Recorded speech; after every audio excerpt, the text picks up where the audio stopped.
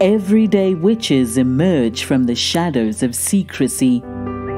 Broom closets are flinging open and witches are taking flight. Whether you are hiding in your cozy closet or flying with pride, stay for a spell as Witchcasting with Theodora Pendragon and her guests share magical moments, stir the cauldron, and debunk misinformation and misconceptions about paganism, witches, and our wonderful world of magic.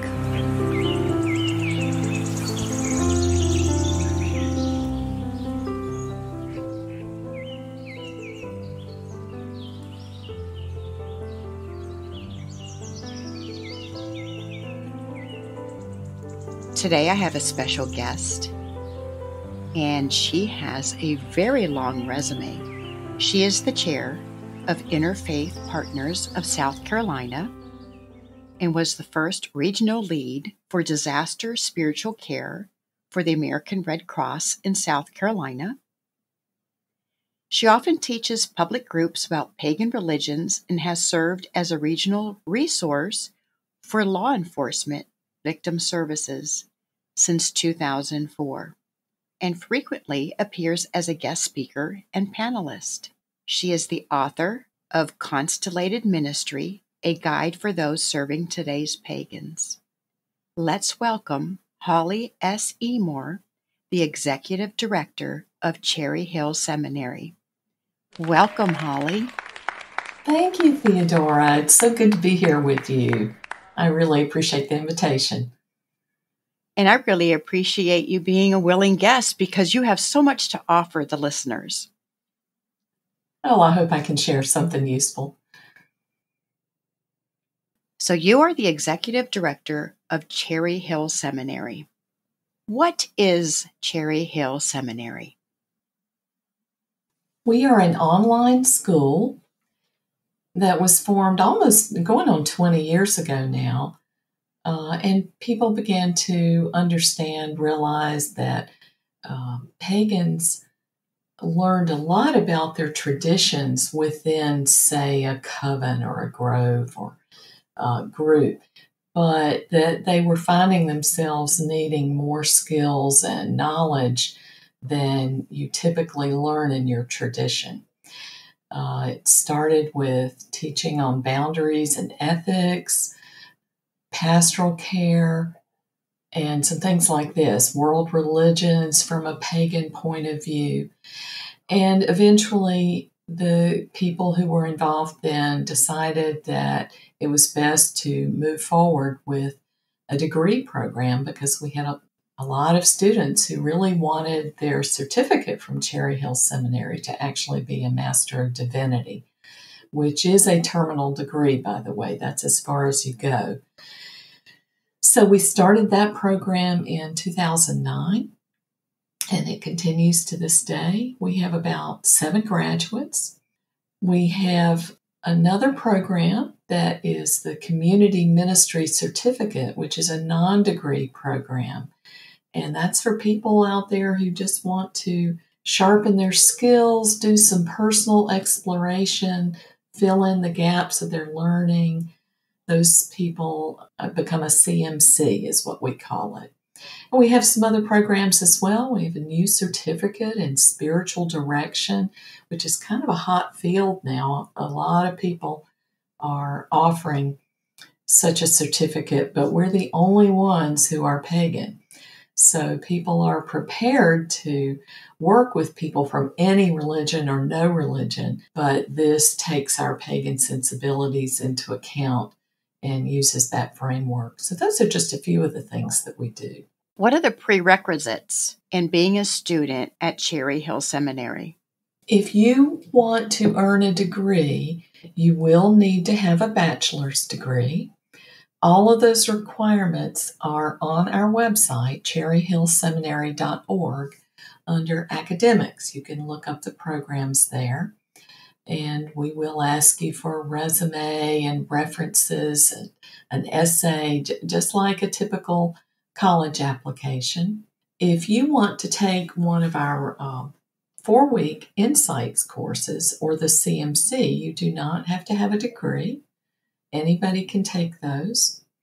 The CMC people, we still ask for some background and references, but you do not have to have a college degree.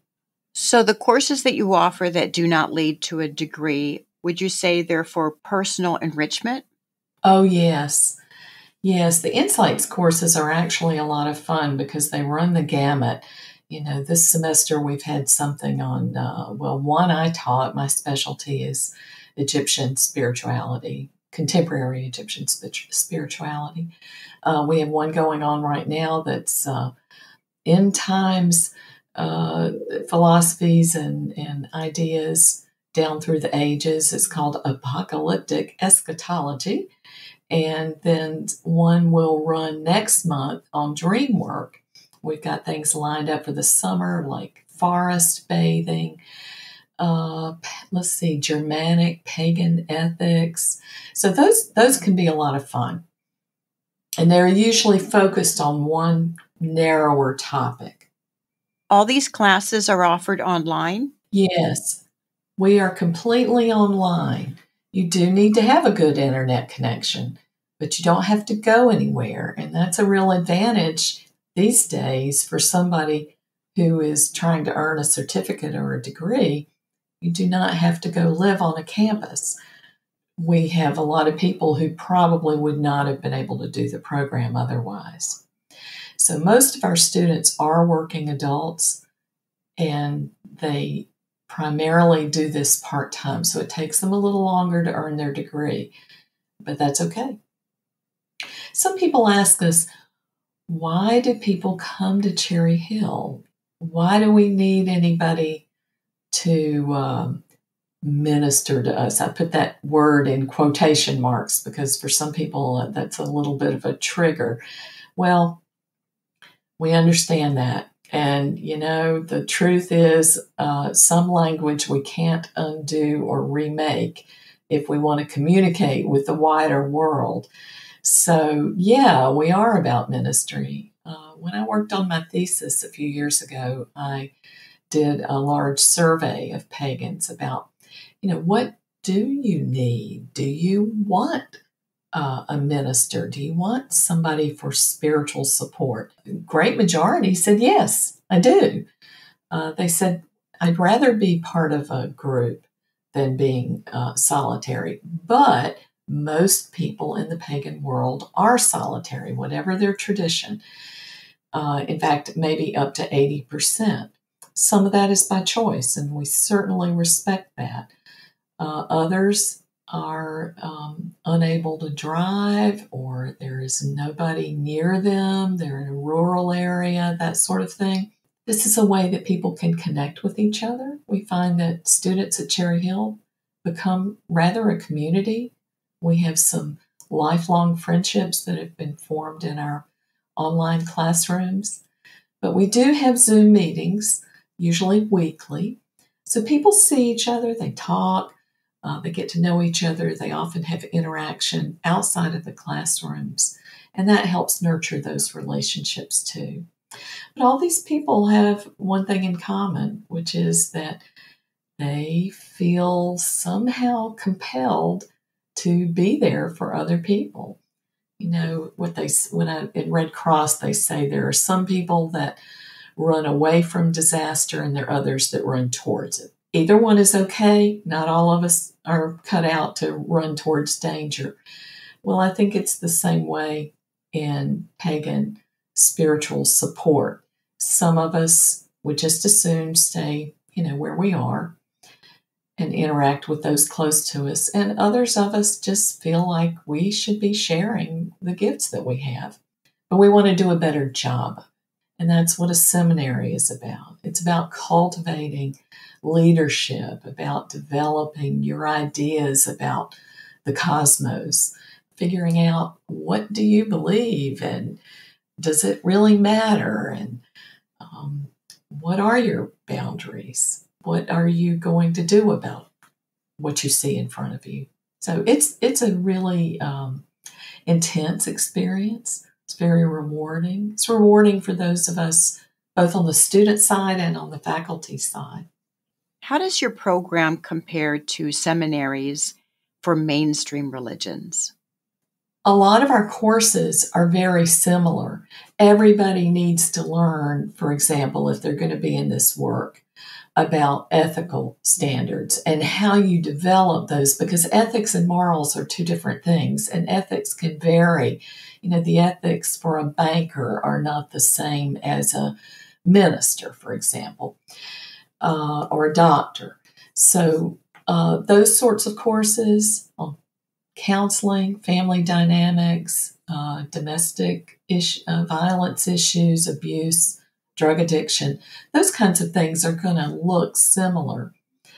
Other things are very specific to us. We've had courses where we get into seed work. That was with Jenny Blaine, heathen faculty in Scotland a few years ago, about working with dreams. Probably not going to run into that at a typical seminary. And a typical seminary will require you to learn Greek and Hebrew. In fact, until just a few years ago, even the more liberal seminaries, which usually had students looking for Unitarian Universalist ministerial jobs, they still had to learn Hebrew and Greek. Well, unless you want to read the Bible and the New Testament in the original language, that's not particularly useful, is it? In fact, in my religion, I've been studying hieroglyphs for a long time. There are other people that study Norse languages or things like this. So we are very different in that way. We also feel that it's important that our students learn how to approach a diverse world, to embrace people's differences and affirm what we do have in common. Yeah. If someone wants to become a chaplain, specifically a pagan chaplain, they're pagan and they want to be a chaplain, they would enroll in Cherryhillseminary. Mm-hmm. Does the chaplain need a degree? Can someone take just the classes that don't lead to a degree and then call themselves a chaplain? Or do they have to take your master's program? I've not yet heard of a place that hires chaplains that does not look for a degree. Now, they apparently are not as focused on where your degree comes from as finding that you are competent, one, and two, that you have gone through some additional internship work called CPE, which stands for Clinical Pastoral Education.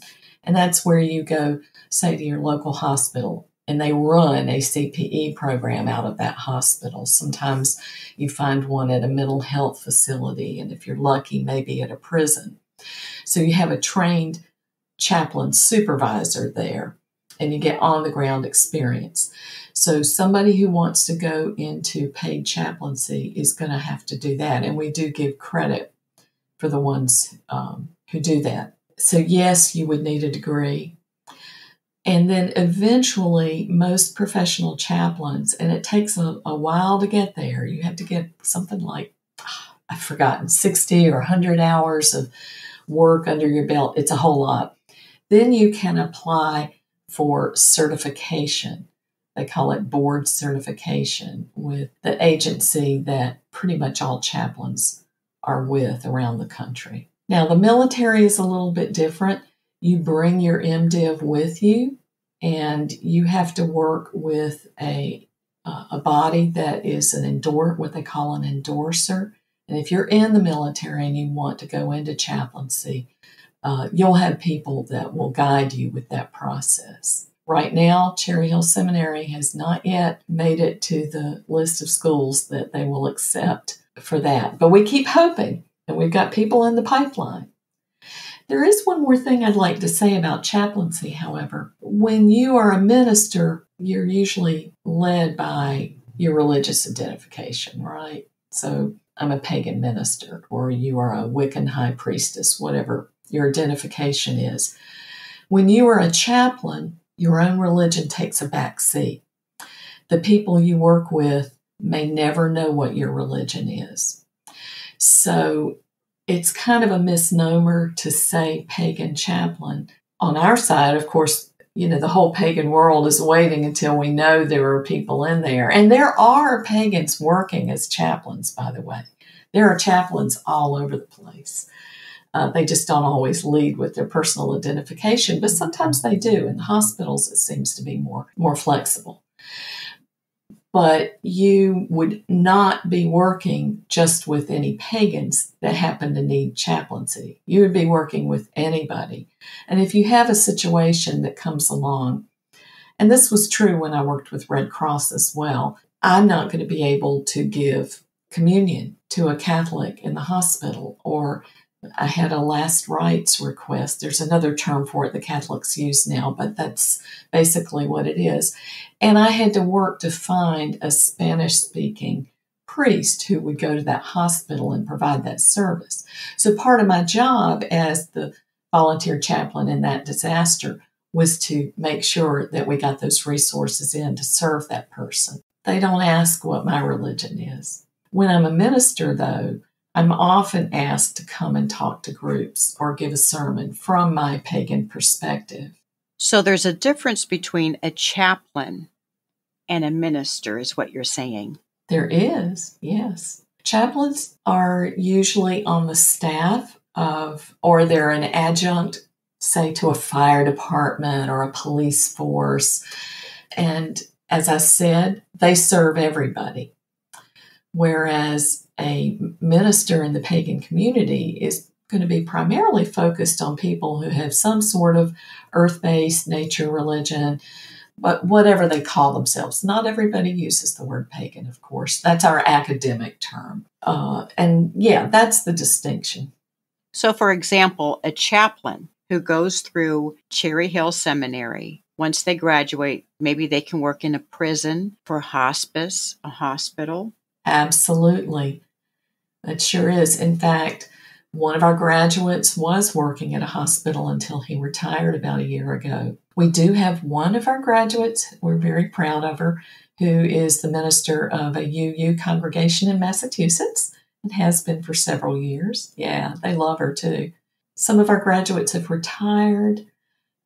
So, when we're this small, it's going to be a while before we have a lot of numbers to show. But we also welcome people to take our graduate courses, whether you're in a degree program or not. We ask that you contact either the office or the professor just to check in that it's an appropriate course for you to take.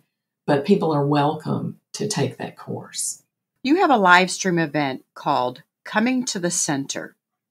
Who are some of the guests that you've had on? Oh, Coming to the Center is a lot of fun.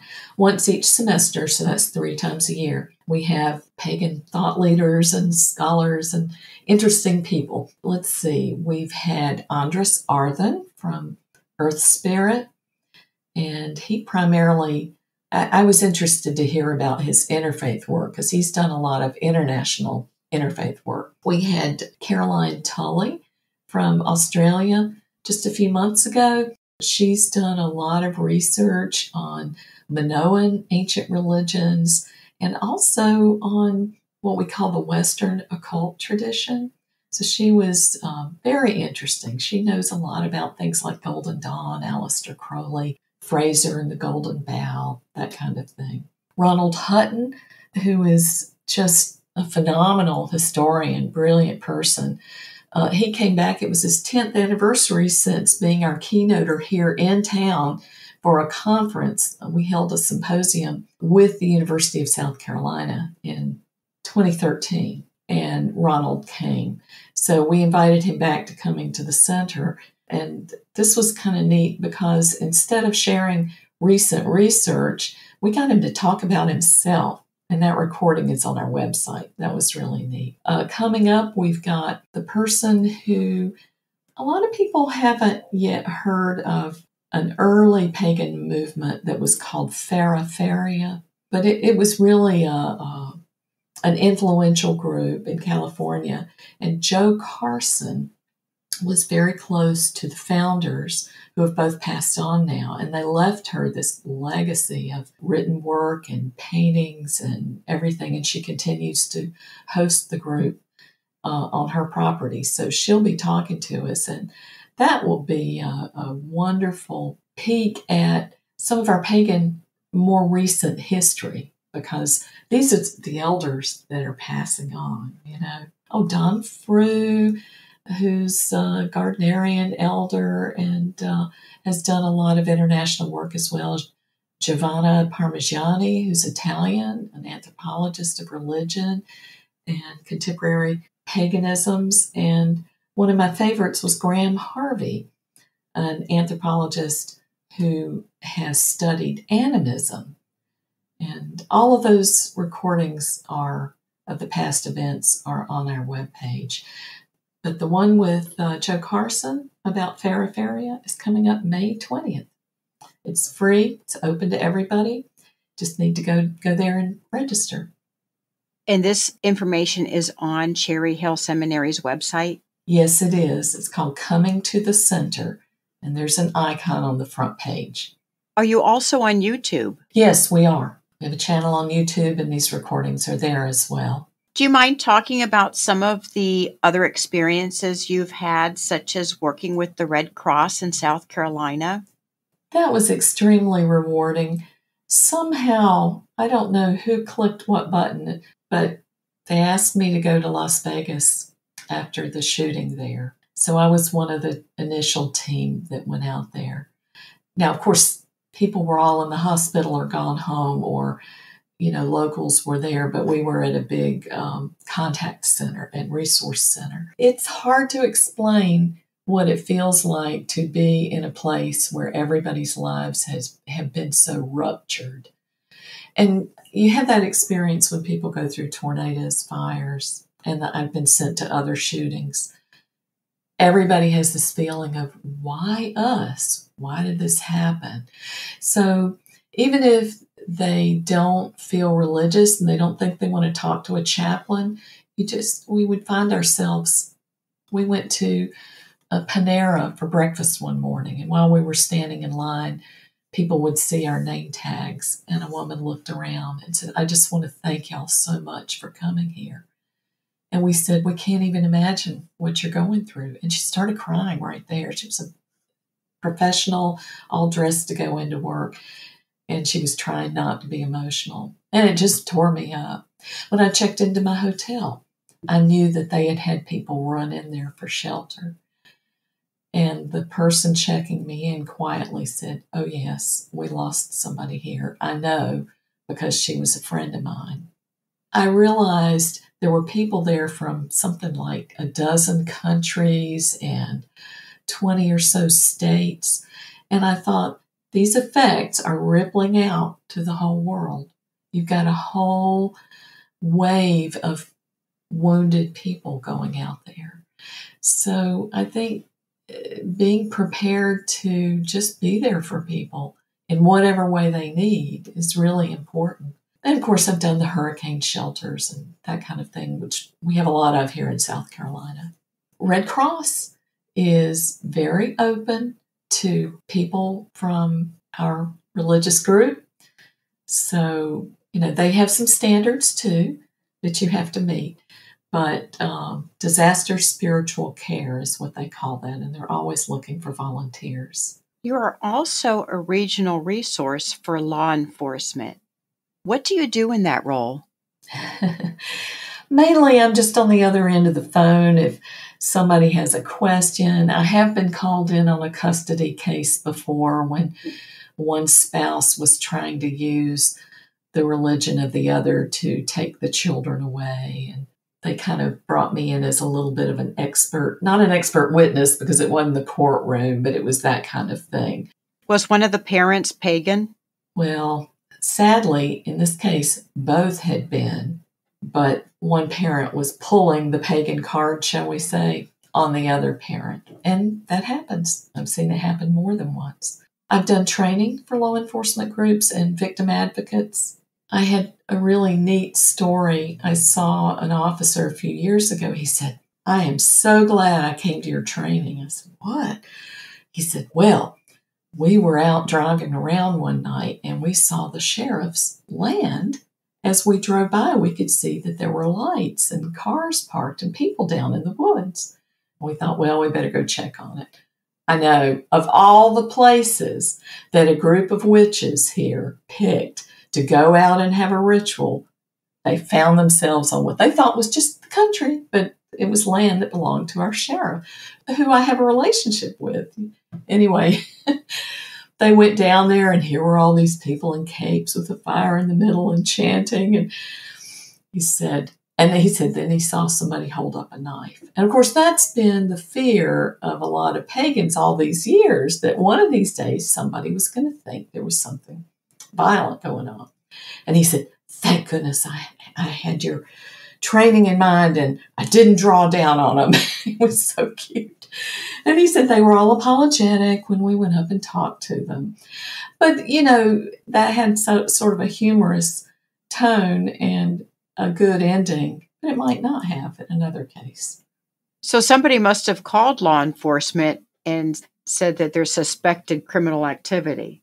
No, they were just doing the rounds. They were just driving around. He said, when we go by there, if it's nighttime, we kind of glance at it just to be sure, because we know it belongs to our boss. Fortunately, their boss paid attention to me years ago when I first went to him. I had done a lot of LGBTQ support work, advocacy, and I had seen him at an event, and I said, I'm so glad to see what the department is doing. They were very proactive for the last 20, 25 years and very engaged with the gay community here. I said, but there is another group that's even more in the closet, and we call it the Broom closet. And he said, what's that? And when I told him, he laughed. I said, no, I'm serious. There are victims and potential victims that are not reporting problems or crimes because they're afraid of what will happen. And of course, this was in the wake of the old satanic panic. And he said, oh, well, in Richland County, we take care of our victims. In South Carolina, we take care of our victims. He said, you come see me. So he had me come in, and he connected me with a person, and it turns out she knew a lot about paganism. And she and I are friends to this day. It's been about 20 years. We're having lunch Monday. So that's been a fruitful relationship. So he didn't know that the broom closet was a thing? He's an evangelical Christian. I don't think he'd ever even heard of it. So we do things like I'll send him, the little silly cartoons and jokes you see around Samhain, and just silly stuff like that. I'll send him something like a recipe for how to stew up a baby in the backyard or something. So it's good. We've been able to use humor, and he's a good guy. We love our sheriff here. He's a good person. And you've been able to educate him on paganism? To some extent, apparently. The involvement that I've really learned a lot from in the last 10 years or so has been interfaith. And I think that relationship with the sheriff's department has been a lot like interfaith. You find out that when you develop relationships with people, they stop being the other and they become somebody you know, and you realize, oh, they're not at all like the stereotype I thought. So those relationships are important, and that's why in my book, Constellated Ministry, one of the things I encourage people to do is get out there. Get to know people in your community. Be friendly with other ministers, even if they probably think you're nuts or they don't like the idea of your religion.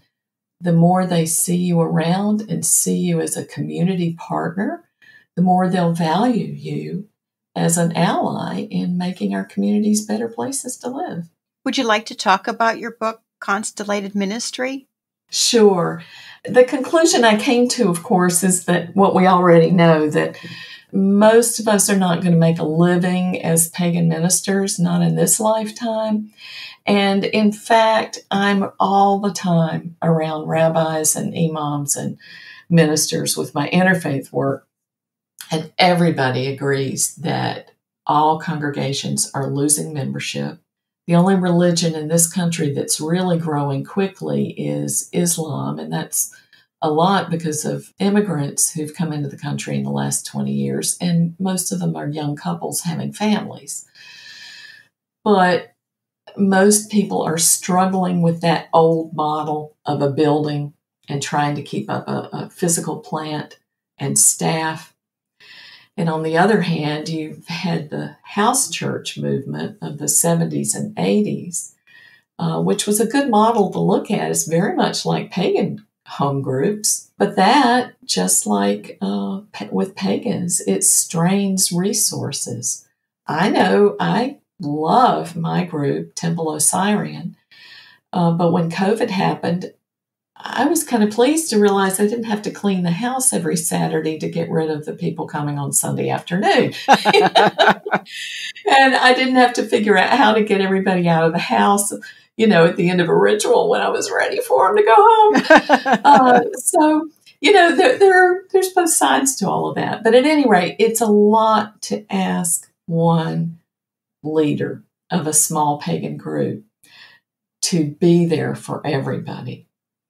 And many times we're completely unprepared. I had a CMC student a few years ago call me. His group leader, it was a heathen group, their leader, I can't remember if he had a stroke or an aneurysm, but anyway, basically he was on life support for a few days.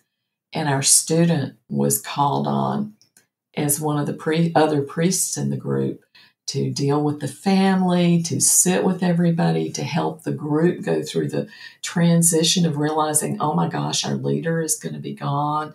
They took him off life support, I believe. And it was very stressful. And he called me during that time and said, is there anything I need to know? And I know I'm going to have to do a funeral. And there were just so many things. This has, by the way, been one of our signature courses, Call of the Dark Mother, for the last 20 years. Maka Nightmare originally created that. And it goes into end-of-life issues, death and dying, funeral, burial, legal stuff, everything from the spiritual to the pragmatic, how you can handle your own passing and be prepared for it. So these are the things that we typically have not been prepared for in our wider pagan world. And people think that they're very independent. And then when they hit a crisis, they go, oh, darn, what do I do now? I've had somebody literally ring my doorbell one day and say, do you know a good divorce attorney? And they had just come from a sort of a domestic situation in which the police had been called. So it's good to, if you want to be there for people, you really need to learn what you're doing. So Constellated Ministry talks about how we can develop our own ways. You're doing one of them by doing this broadcast, Theodora. This is a very valuable tool. In this day and time, we're connected in so many different ways. It's not just belonging to the same physical group or going to the same building to have meetings or rituals or whatever it is we do, or even workshops. We're connected all over the world. I have somebody from Cuba who attends Temple Osirian rituals when he can get on the internet.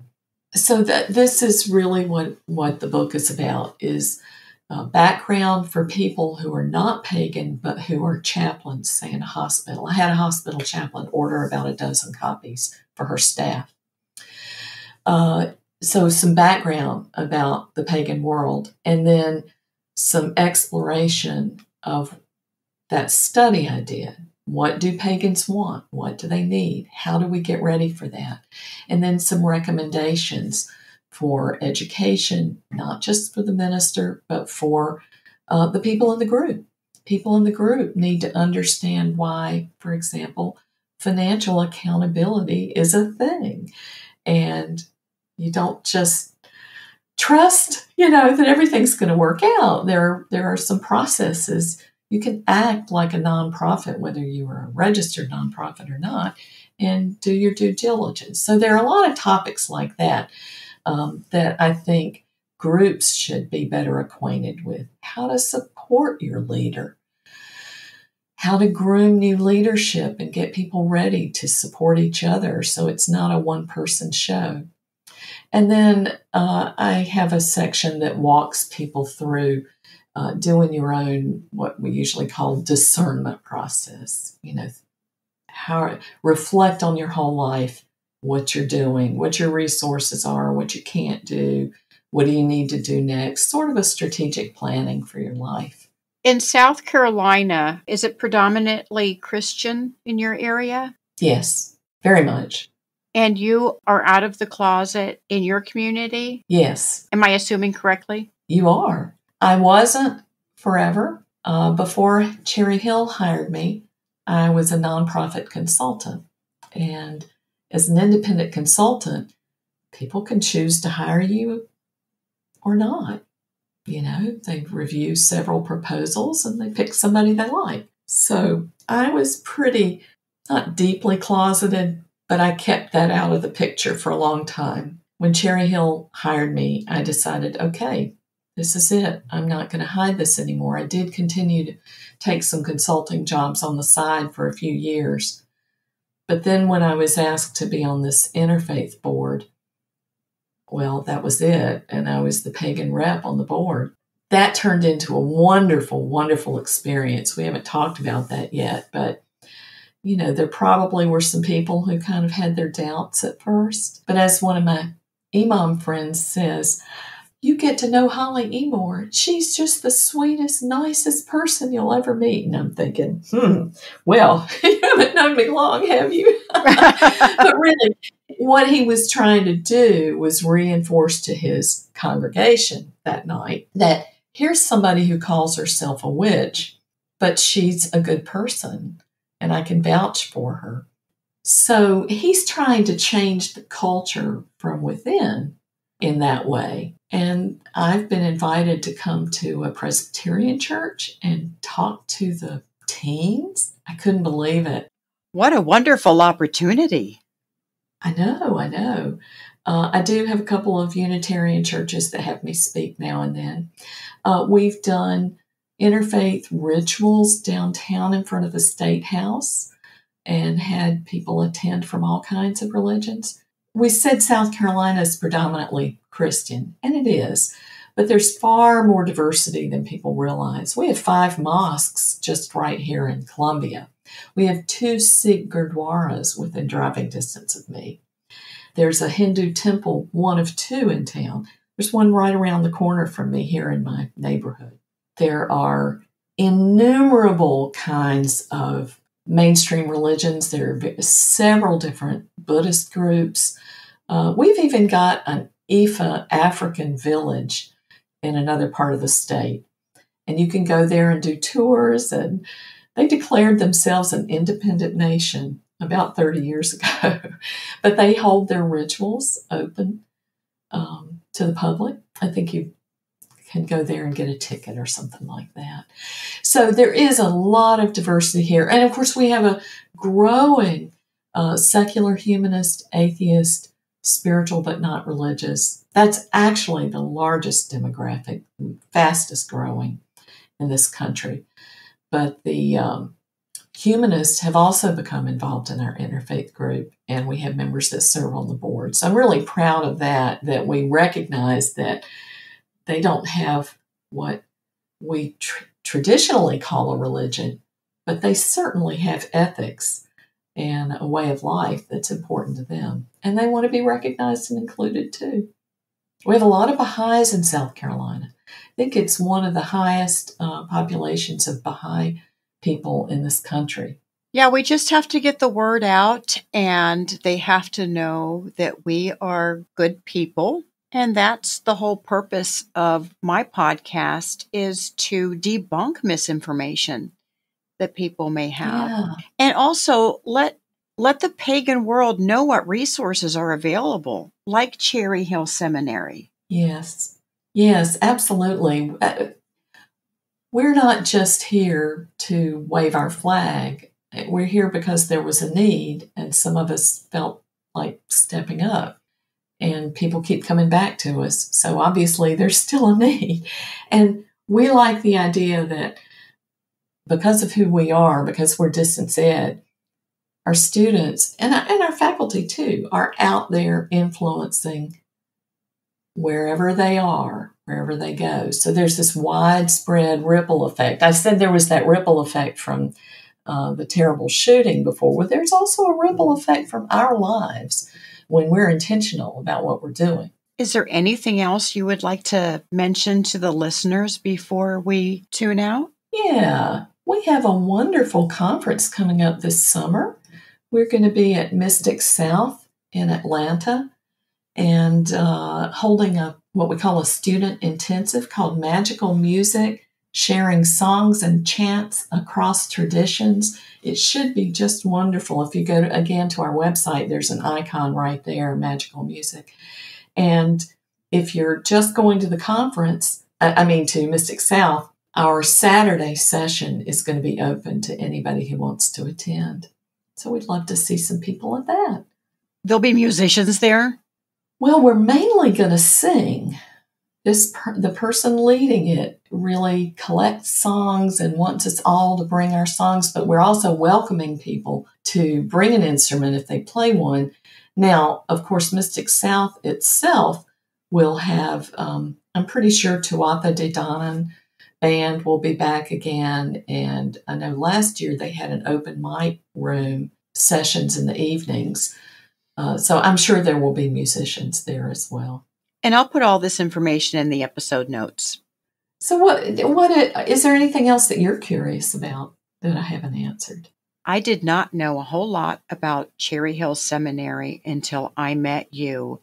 And that's why I wanted you on this show, because I'm sure there are many people like me who don't know anything about Cherry Hill Seminary, and that there is a program for pagans who want to enter ministry or the chaplaincy or self-enrichment. Absolutely. Once upon a time, I was a lonely pagan here in South Carolina surfing the internet, and I came across Cherry Hill. And I thought, well, I'll give this a shot. And then I went off to a conference. You're the executive director. I bet you had no clue. It changed my life. I do want to go back to that community ministry certificate. That is a great program because it's only 15 months long. You get set up for a monthly payment of $100. There's just a few books, and you work pretty much on your own, but you're assigned your own, what we call faculty mentor. And that's a really good way to explore further. And sometimes people will go through that for a few months and go, you know what, I think I want to apply to the master's program. And then others go with that certificate and get out there and do their work. So just wanted to say a little more about that one. And that's the benefit of being enrolled in a small school, is that you have your personal mentor. Yes. All our classes are pretty small. They typically will be 6 or 8 people. And when it starts to be maybe a dozen, we'll usually cut it off then. So even though you're on Zoom and you're in a group, there's a good camaraderie in that classroom. Well, thank you, Holli Emore. This has been wonderful, very educational. I learned a lot just in this last 45 minutes. Thank you. I really appreciate your having me, Theodora. You're very welcome, and thank you again. Thank you for joining us for Witchcasting with Theodora Pendragon. Have a burning question or have a topic you'd love Theodora and her guests to discuss on the show? Contact her through Instagram at Theodora Pendragon. If you enjoyed this episode, make sure to subscribe so you don't miss the next one. And help us spread the word by leaving us a rating and review and sharing it with your friends. See you next time, and may your magic always shine.